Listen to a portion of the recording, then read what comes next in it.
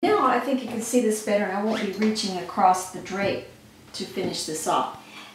This is the section we want to divide in two sections. So what we're doing here on the back, we're going to drape focusing on the upper part from the mid-back and then the lower part.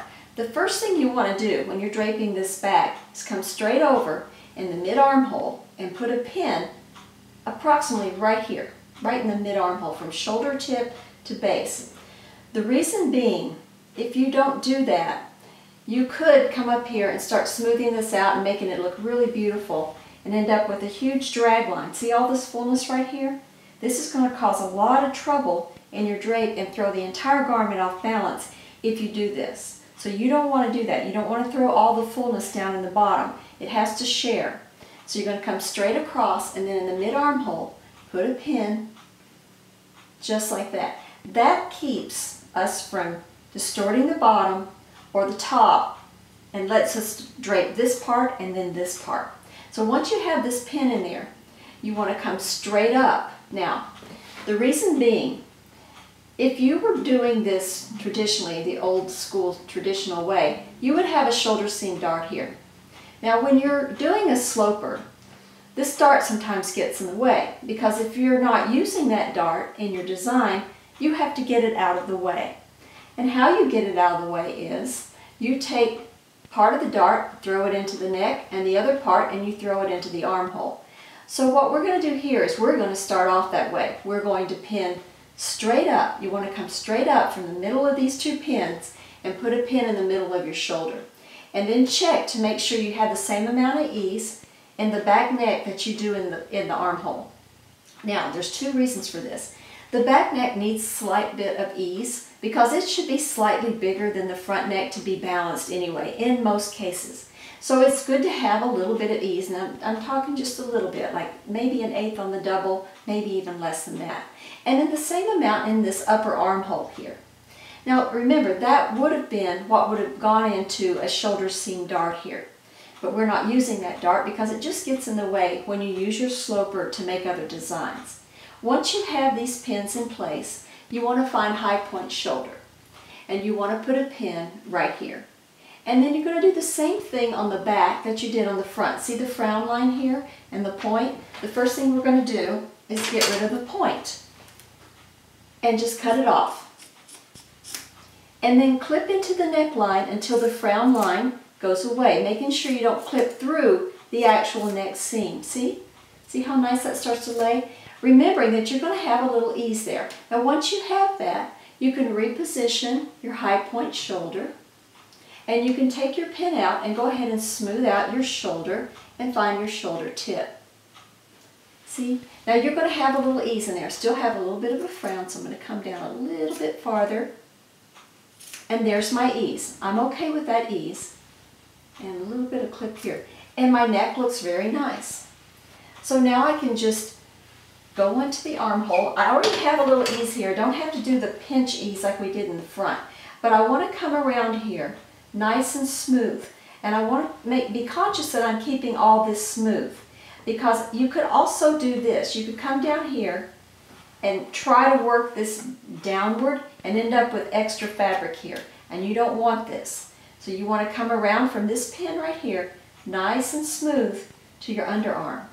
See? This needs to be smooth as well. It's okay to have a little fullness here, but you don't want to do this and have all this. That's wrong. So nice and smooth to the underarm. Again, putting a pin 1 inch or so below the armhole. Don't worry if it's not perfectly lined up with the front. We'll come back and do that a little later. Now once you have all these pins in, it's time to visit the bottom. So we're going to do the same thing at the bottom here. We're going to put 2 pins in, a 1/4 inch on the double for ease. Now if you have trouble figuring out what a 1/4 inch on the double looks like, make sure that you measure because you want to be accurate here. And I put my pins a couple inches apart, just like that for ease. Then I'm going to smooth it out and come all the way over to the side seam and put 2 pins here. I've run out of steel head pins, so I'm going to go to glass head pins. Since I'm not overlapping anything in this drape, I'm not going to be too concerned about it. But it's best if you use steel head pins if you have them. So I've pinned it there. Now, the next thing is, we're going to find the waistline. So we want to push in here until we find the waist. Now, when I push in here, I'm having tension. So I'm going to go back and just readjust my armhole. If you find that you're having too much tension in here, you want a little tension, but if it's too much, you might have to adjust a pin in your armhole or your hip pins. But you do want some tension here. Reason being, once we clip this side seam, and we put the center back dart in and we pin it to the front, it's going to be a whole different scenario. So after I get the pin in the waist, I'm going to clip my muslin about 1/4 inch away from that pin. Let me get this pin in here a little better. And then I can go ahead and put a pin in the midriff and a pin in the high hip. Now sometimes you might want to put these 2 pins in after you do the dart. Either way, you can kind of assess what you need to do. But I'm going to go ahead and put it in first this time. Now in the back, I have all of this extra right here. See the extra? This is going to be where my vertical dart is going to go. So I'm going to pinch it, not trying to pinch it skin tight to the form, leaving a little wiggle room there. And then I'm going to find a point approximately 5.5 inches below my waistline pin, and I'm going to put a pin here to represent the end of my dart. Now, the top part of this dart should not exceed the underarm point, okay? Reason being, if you get your dart point way up here, when you're wearing the garment, it will cause a pull from the dart point into this open area here when you move forward. So you want to try to keep your dart equal to or slightly below the underarm point. And that's pretty key in getting a good fitting garment. Now once you have your dart pinned in like this, see how much nicer it's starting to look already? You can go ahead and put pins in the middle ground of this dart. So I'm going to put a pin in here. Remember, don't get it too tight. It's just a generic sloper and you don't want it skin tight. See, and that's basically it for the back. The next step is we'll go ahead and mark everything and then we'll pin them together.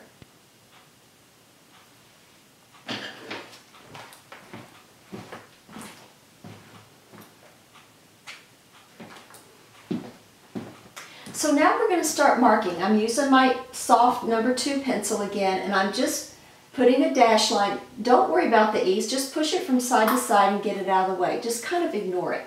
And feel for your neckline, get your high point shoulder mark, and your shoulder seam. You may have to feel on your form to find these. These seams don't stand out very apparently.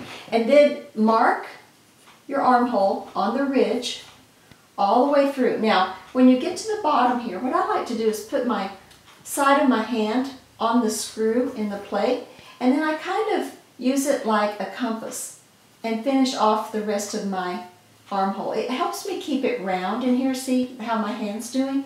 That keeps it round, and I want to make sure I'm square right here. And then we're going to mark in our side seam. I'm just leaning my pencil slightly and marking along the rough edge of my seam. I got off just a little bit there. I needed another pin. Would have been nice to have another pin. When you find that, you may want to just put an extra pin before you carry on. But see, there's my side seam all marked. I only have 1 dart, so I'm going to mark both sides of this dart. It's quite easy to mark. If you do a good job draping, your marking is very easy. Horizontal line at the bottom of my dart and the top of my dart, so I know exactly where it ends and starts. The better you mark, the better your pattern is going to be when you transfer it to paper. So all that's smart. Now the next thing, base of the tape. I want to mark my waistline. And I'm just going to push in until I find the base of the tape and mark the back waistline. Now lastly, we're going to put this HBL line in using our ruler again. Now the HBL line does not have to be exactly in line with the front. Don't worry about it. It's only a level line. You can always adjust it later. We just want to know what level is on the form or person that we're using. So I'm going to use 10 this time. And I'm just going to mark, oops, don't want to move your ruler. Want to move your form. I caught myself there. So you want to go 10 and then just turn your form very easily and use the 10 line, because when you move your ruler, you can distort the level. So you want to try to keep your ruler in place and move your form to come to it. And that's my level line. Now, the last thing we're going to do is add our ease to this side panel. So I want to come in here and I want to add a 1/4 inch all the way down through here to my actual side. This is our ease. When we pin, we're going to pin on the ease line, this 1/4 inch outline. We're going to pin the front to the back, and the only place there's going to be pins in the form will be center front and center back. We'll take the apex pin out and all other pins out so we can get an honest look at what our torso drape is going to really look like. If we have pins in the form, it distorts what it's going to look like. I'm going to finish marking this, and then I'm going to show you the next step.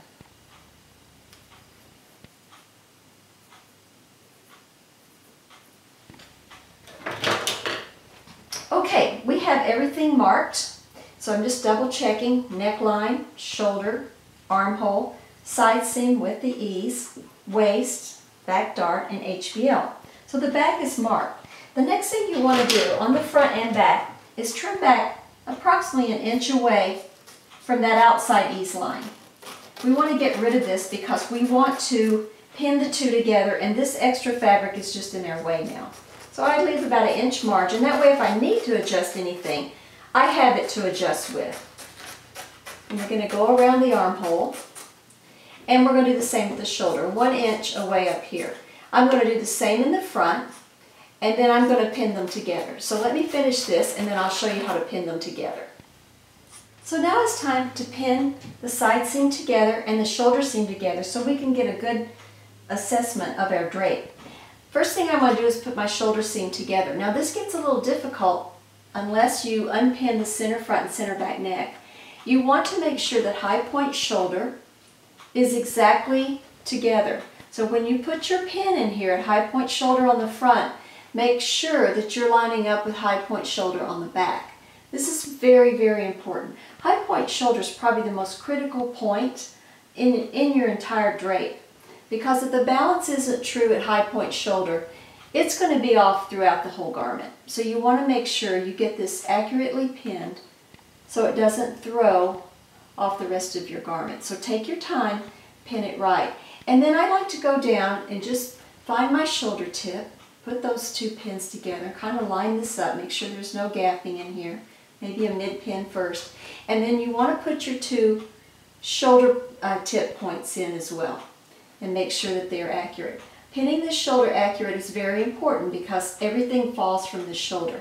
Now, once you have it pinned, if you notice that you need to do any adjustments, go for it. Like my high point shoulder looks like it's sitting a little bit high.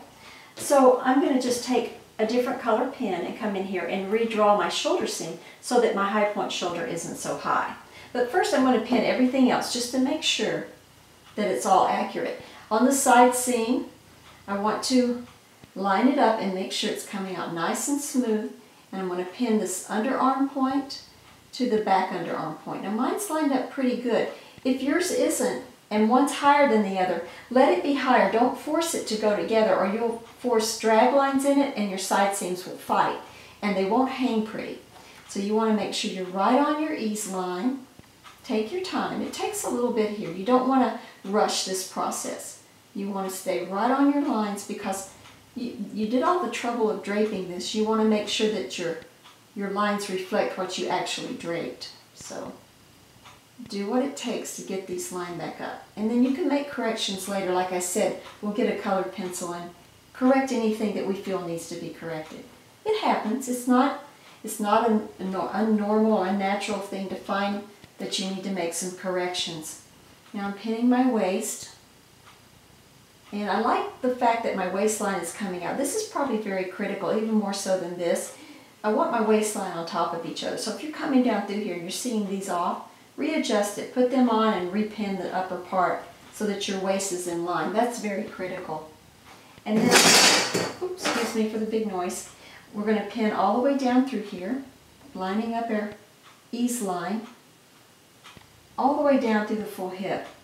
And then I'm going to go get a marker and I'm going to make any corrections I need. So I'll finish this and then I'll come back with a colored pencil and we'll mark any corrections we need to do. So now I have my drape and it's looking very nicely. I'm assessing it for any drag lines. Notice there's no fighting here. Everything's laying smooth. Little nuances of drag lines I saw before have disappeared. If you'd like, you can clip your vertical darts right at the suppression, the deepest part, so that it releases the fabric. And you might have a little nuance of a pull that will go away sometimes when you do that.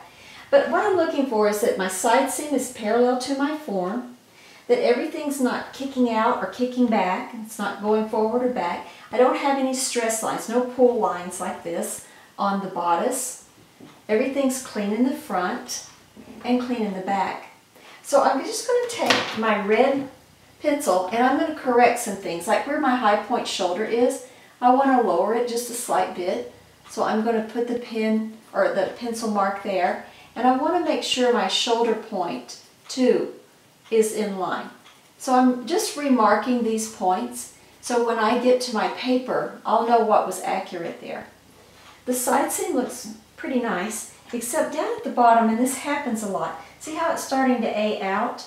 So when I pin this, I want to make sure I'm coming straight down and not having an A in here.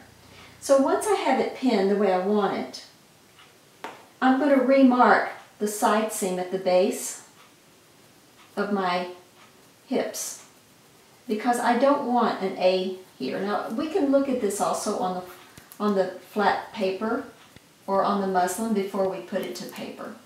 But I think that looks much better. So I'm just going to mark off where I want my correction to be.